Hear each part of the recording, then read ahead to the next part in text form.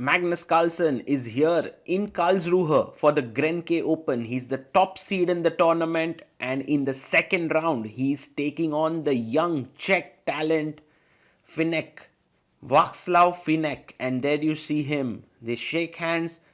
Vaclav is actually a very talented young boy. He's born in 2010 and he's 15 years old, already has a rating of 2501. And there you see Magnus being approached by fans for some autographs before the game. Well, this tournament has 3,000 participants. It's the biggest open tournament in the world. So naturally, a lot of people want to get some glimpse and get to talk to Magnus. But right now, it's all action and focus. The round 2 is about to begin. Players are zoned in. Finek opens the game with c4. Now you can see the position. It has a bishop, knight, rook, queen, knight, bishop, king and rook. Magnus decides to respond back with b6. You will always see from Magnus that he takes care of his bishops. First move opens up the light squared bishop on this diagonal. And let's see what Vaclav plays here now. Because in some ways the position is a little bit similar to our traditional position of chess. He plays his pawn to b3, opening up the bishop. Why is it similar? Because the queen on d1 and d8 is where it is in the starting position in normal chess. And king on g1 and g8 is where it goes after short castling. So that does create some contours of the position which are similar to position 5-1-8, which is the standard traditional chess. Now Magnus opens up his dark squared bishop here, and Finek also does the same. He plays pawn to e3. For Finek, this is a great opportunity to face one of the best players in the world and also to learn from him. Knight comes out to f6. And maybe knight to f3 makes a lot of sense. He plays pawn to d4 now, capturing the center. And let's see what Magnus comes up with now. Well, he pushes his pawn to c5, a very logical move, because d5 is not possible here. You will simply lose a pawn here. So that's the reason why that makes sense. Finek goes knight to f3, defending the central pawns.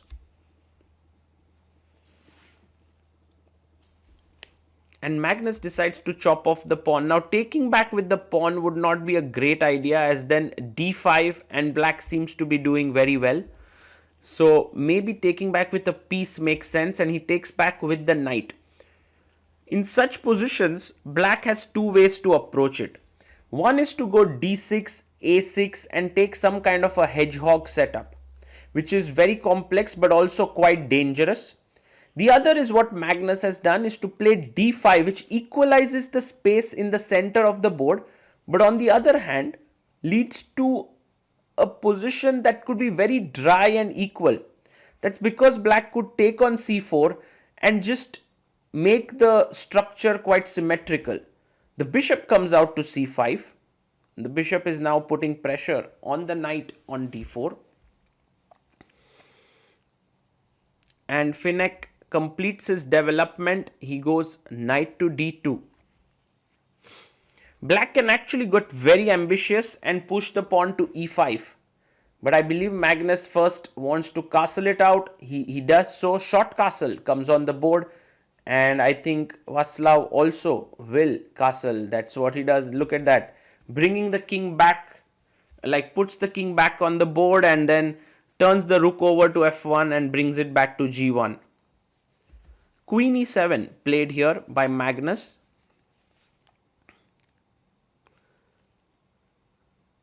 And what should white do next?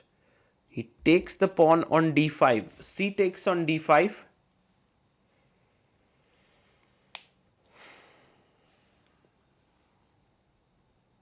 And he takes back. Knight takes d5. So you can see how the structure has become very symmetrical here. And Finek plays bishop f3. keeping an eye on this diagonal. Knight comes out to d7. And Magnus is just in this calm mode of getting all his pieces out in the game. Knight to c4. And already it feels like this position has, the knights are all looking here. This knight is looking in the center. It's all very crowded. Rook d8. Magnus building up, piling it up, making Finek take a call. Will the youngster be able to keep his patience? For the time being, it seems like it. He goes queen e2. Will either of the players kind of lash out with e5? It seems unlikely, because both e4 and e5 are met with the knight jumps to f5 and f4.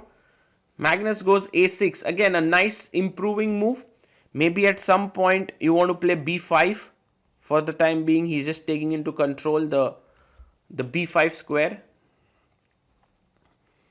And Finek goes a4, trying to stop the b5 ideas. This does give up the b4 square, but I guess for Finek it didn't matter so much that he was giving up that. And Magnus again makes a calm waiting move, bishop b7. He has 42 minutes on the clock. Finek has 38. He brings his rook into the center of the board. Well, the patience with which Finek is playing here is also quite admirable here. Knight to f8. And now the knight is trying to get to g6. From g6 could jump to h4 or to e5 later. He goes pawn to g3. A useful move so that later the bishop would do well on g2. Knight comes out to g6. What a game this has been. We are on move number 16. Both the players just moving around. Bishop g2, not giving each other an inch. And Magnus is of course known for this sort of play. But for Finek, just a 15-year-old, to match the greatest player on the planet, again h6, not doing much. How tough or easy it is? In my opinion, it's extremely tough when you face Magnus. Because, Magnus has this insane ability to shift from the mode of slow play into quick play. Now, bishop b2, again, a calm move here. And now Magnus brings his knight back to f6. This is now the first kind of moment where you are trading bishops. So he takes on b7, queen takes b7. We have some development there. Yan looking at the position quite intensely. And what is Finek going to do next? He offers the queen for trade with queen f3. Taking the queen might be a very normal move. But look at this move by Magnus. I absolutely love it. Rook d5.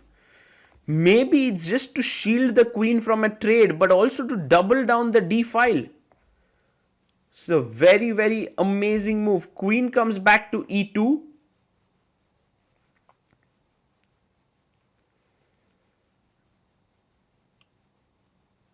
Pawn to b5. Magnus is now switching into a power play mode somehow. Wow. b5 on the board. And is this going to lead to a loss of a pawn? Like, think about it. AB, there will be knight a5. So AB, knight a5. Maybe there's queen a8 attacking here. Queen takes b5 doesn't work because of bishop d4 attacking the queen. Okay, so Magnus takes back the pawn. Again, this requires very, very decent, very, very sharp calculations. Knight goes back to d2. And what is Magnus going to do here? Well, he takes on d4. Fantastic move. Again, the best move in the position. How does Magnus realize that this is the time to give up the bishop? How does he understand this? Bishop d4. It's time to push the pawn to e5. Again, a great move. Now, taking here does not make sense because after take bishop b2, the queen can enter down the c file. So you have to keep the c file. Bishop b2 is the best move. But now Magnus can play rook c d8. Doubling the rook. Playing like stockfish here. Absolute accuracy. Rook c d8. He goes knight to f3. Attacking the pawn here on e5. But now a very strong move is knight to e4. Getting into the camp. Again finds it. Wow. Wow. What an amazing move. What an amazing move here by Magnus. He's going to play f6 next. And just create this strong barrier against the bishop on b2. Finek here getting a very strong masterclass in positional play. He goes h4. His idea is to push this knight off. Try to win the e5 pawn. But Magnus has it all figured out. He's going to play f6. He does it. He pushes his pawn to f6. Phenomenal play by the world number one. Queen c2. And in a way, Finek does have the c file now. But how important is it? Knight comes back to f8. Maybe the knight will be very well placed on e6 later. Could jump to c5.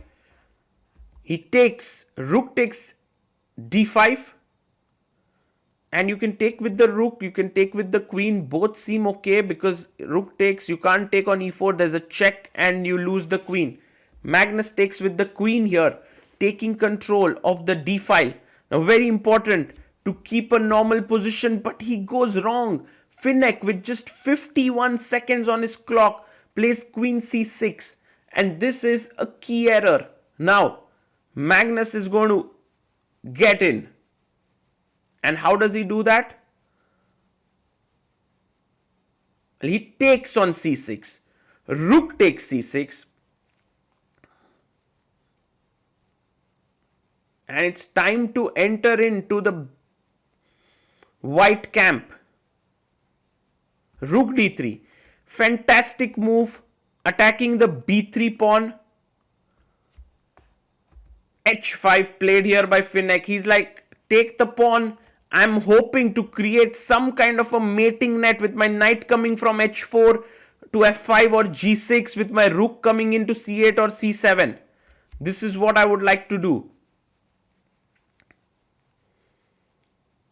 It takes the pawn on b3.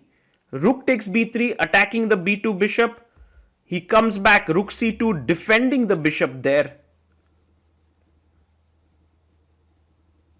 But now it's an extra pawn. Magnus brings the knight into the game. Now it's all domination from this point onwards. The knights are going to create this huge pressure. Knight h4.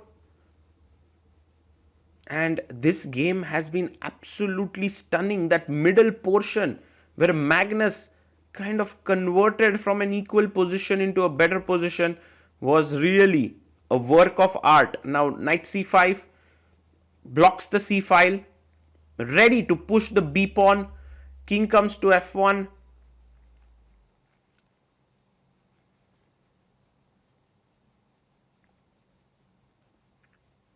And finds knight to d3.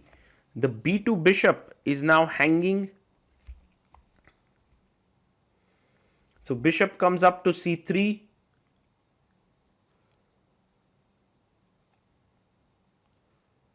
It's time for some breakthrough now. b4. b4 comes in. The bishop is running out of squares. It can't go to a1, there is a check. It can't go to e1 because of rook b1. So bishop d2 seems like the only move. But now you can already check and the b pawn can move one step ahead. So he first goes knight c5. Look at how the knights are supporting each other, moving forward step by step. Comes king e2.